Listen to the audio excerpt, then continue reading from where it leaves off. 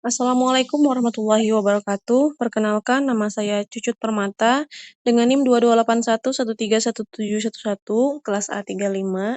Di sini saya akan mempresentasikan dengan materi al-mal ataupun harta dalam fikih, yang mana presentasi ini bertujuan untuk memenuhi mata kuliah fikih muamalah. Yang pertama adalah pengertian al-mal ataupun harta. Dalam kajian fikih, al-mal berarti segala sesuatu yang memiliki nilai, dapat dimiliki dan dapat dimanfaatkan secara sah menurut syariat Islam. Harta tidak hanya berupa uang, tetapi juga mencangkup benda, barang, hewan, tanah maupun sesuatu yang memiliki nilai ekonomi dan dapat digunakan oleh manusia.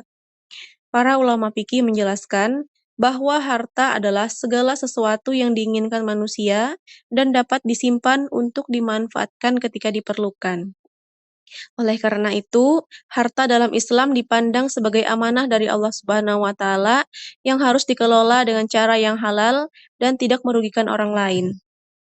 Dalam Islam, kepemilikan harta bukanlah tujuan utama hidup, melainkan sarana untuk beribadah kepada Allah Subhanahu wa taala dan membantu sesama manusia.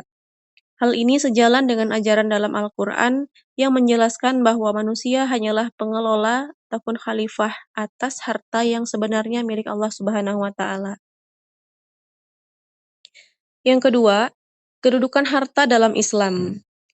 Islam memandang harta sebagai sesuatu yang penting dalam kehidupan manusia, tetapi penggunaannya harus diatur dengan prinsip-prinsip syariat. Harta memiliki beberapa kedudukan penting antara lain.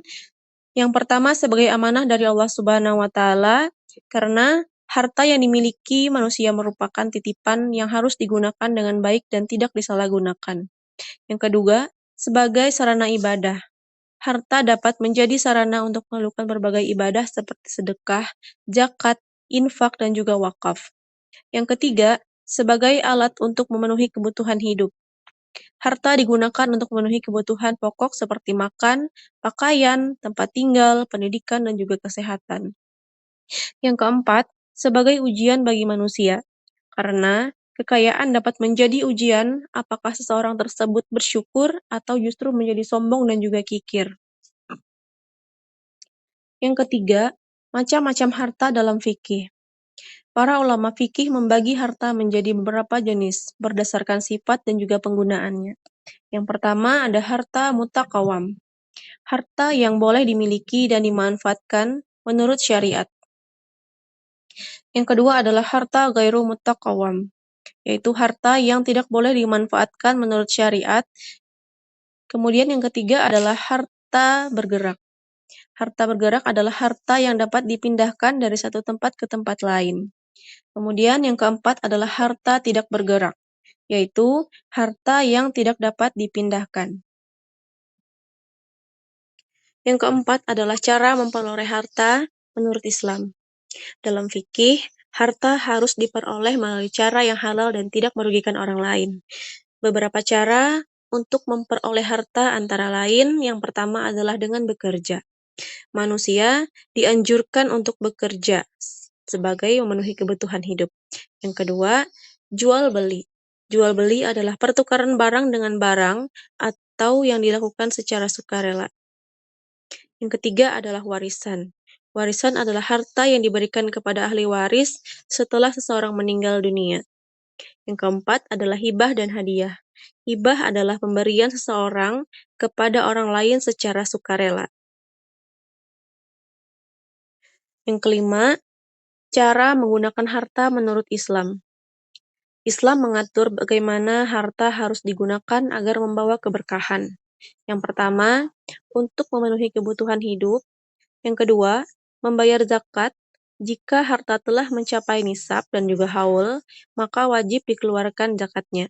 Kemudian yang ketiga adalah bersedekah. Sedekah adalah memberikan sebagian harta kepada orang yang membutuhkan. Kemudian yang keempat adalah berinfak. Infak adalah mengeluarkan harta untuk kepentingan kebaikan.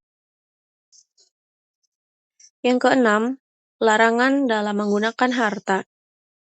Islam melarang menggunakan harta dengan cara yang tidak benar, seperti Yang pertama adalah riba. Riba adalah mengambil tambahan secara tidak adil dalam transaksi pinjaman.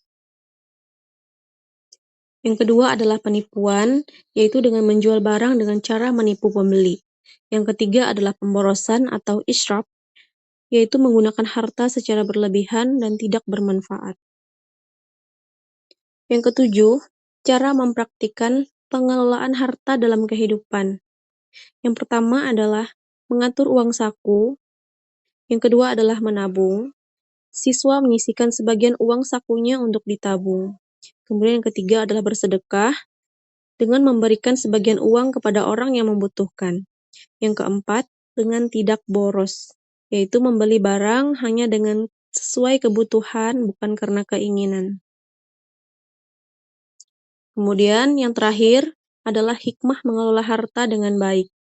Beberapa hikmah pengelola harta sesuai dengan ajaran Islam antara lain, yang pertama adalah mendapat keberkahan dalam kehidupan, yang kedua, membantu orang yang membutuhkan, yang ketiga, menghindari perbuatan dosa, yang keempat, menumbuhkan rasa syukur kepada Allah Subhanahu wa Ta'ala, dan yang terakhir adalah menciptakan kehidupan sosial yang adil dan harmonis.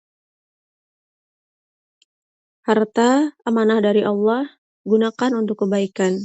Terima kasih. Wassalamualaikum warahmatullahi wabarakatuh.